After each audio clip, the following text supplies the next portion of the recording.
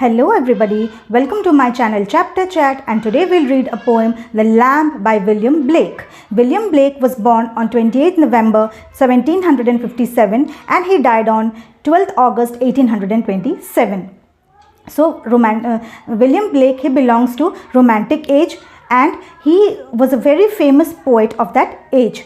And this particular poem, The Lamb, was published in Songs of Innocence in 1789. This is a 20-line poem and it consists of 2 stanzas. This is a didactic poem. What is a didactic poem? A didactic poem is one in which we get to learn a lesson. इससे हमको कुछ सीख मिलती है. This is basically a religious poem. So let's start the poem. Little lamb, who made thee? So little lamb, in this particular poem, a small boy, एक छोटा बच्चा lamb से पूछ रहा है, उसको questions पूछ रहा है कि little lamb, who made thee? वो छोटा सा बच्चा यहाँ पे है, जो स्पीकर है एक छोटा सा बच्चा है और वो lamb से पूछ रहा है little lamb, who made thee? Dost you know who made thee? So little lamb, क्या तुम जानते हो तुम्हें किसने बनाया है? Do you know who made you? तुम्हें किसने बनाया है? Give thee life and bid thee feed.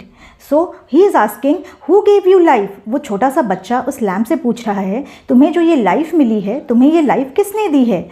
और तुम जो यहाँ पे घूम रहे हो और तुम जो खाते हो, तुम जो खाना खाते हो, ये तुम्हें किसने दिया है? क्या तुम्हें पता है? So by the stream and over the mead. Mead means meadows. So where by the stream and over the meadows. तुम जो ये घूम रहे हो, तुम कहाँ घूम रहे हो? वो जो लैम्ब है वो घूम रहा है स्ट्रीम्स में और मेडोज़ में. मेडोज़ क्या होता है? जो ग्रासलैंड्स होते हैं जहाँ पे हरी हरी घास होती है. Give thee clothings of delight, softest clothings woolly bright.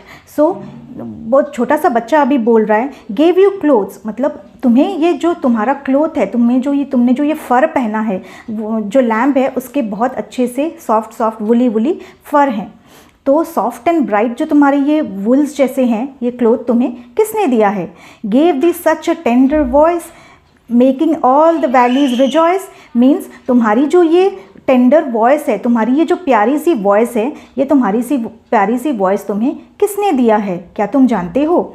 Making all the valleys rejoice means जब तुम ये अपनी स्वीट सी आवाज़ में तुम आवाज़ नहीं निकालते हो अपनी, तो ये वैली जो है पूरा गूंजने लगता है तुम्हारी वॉइस से. और कितना प्यारा सा आवाज़ आता है इन वैली से, तुम्हारी इस आवाज़ में ये वैली गूंज उठता है तुम्हारी आवाज़ से. बहुत प्यारी आवाज़ है तुम्हारी. Little lamb, who made thee? Do you know who made thee? So little lamb, क्या तुम जानते हो तुम्हें किसने बनाया है? तुम्हारी इतनी प्यारी आवाज़ है, तुम्हें किसने बनाया है? So basically the first stanza is rural and descriptive. ये फर्स्ट स्टैंजा में उस बॉय ने उस लैम्ब को डिस्क्राइब किया है कि वो लैम्ब कितना टेंडर है, कितना सॉफ्ट है, उसके जो वुली फर हैं वो कितने अच्छे हैं. So the boy is describing the lamb and he is asking the lamb कि लैम्ब तुम इतने सॉफ्ट हो, इतने मीक हो, इतने डोसाइल हो, तुम्हें इतना प्यारा किसने बनाया है? So the second stanza it is spiritual. यहाँ पे स्पिरिचुअलिटी की बात होती है और वो बॉय अभी बोल रहा है little lamb I tell thee, little lamb I tell thee. So यहाँ पे वो बोल रहा है I will tell you who made you. वो अभी वो जो बच्चा है, वो छोटा सा बॉय, वो बोल रहा है मैं तुम्हें बताऊँगा कि तुम्हें किसने बनाया है. He was called by thy name, for he calls himself a lamb. So he was called by thy name means he means यहाँ पे वो बॉय बोल रहा है, वो जीसस क्राइस्ट को बोल रहा है. He is called by thy name. Here he is talking about Jesus Christ. For he called himself a lamb. तो यहाँ कौन अपने आप को लैम्ब बुलाता है? जीसस क्राइस्ट अपने आप को लैम्ब बुलाते हैं. जीसस क्राइस्ट जब छोटे थे वो भी ऐसे ही एक लैम्ब के जो शेड है वहाँ पे वो बॉर्न हुए थे और जीसस क्राइस्ट को ये छोटे इनोसेंट लैम्ब्स बहुत पसंद हैं और वो भी उन्हीं लैम्ब्स में से एक मानते थे. He was called by your name means वो जीसस क्राइस्ट भी अपने आप को लैम्ब से बहुत, जीसस क्राइस्ट को ऑनेस्टी, प्योरिटी और ये टेंडर लव केयर वो उनको बहुत अच्छी लगती थी. तो वो लैम्ब्स को बहुत पसंद करते थे और वो अपने आप को लैम्ब की तरह ही सोचते थे. He was meek and he was mild.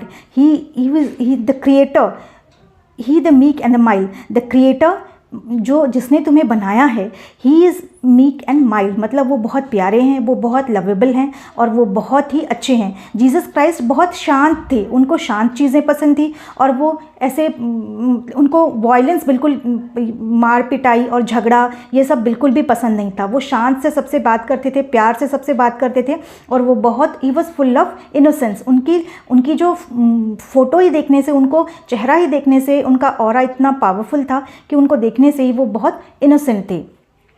He became a little child, I a child and thou a lamb. He himself was a child. जो जीसस क्राइस्ट थे वो खुद भी तो एक बच्चे थे।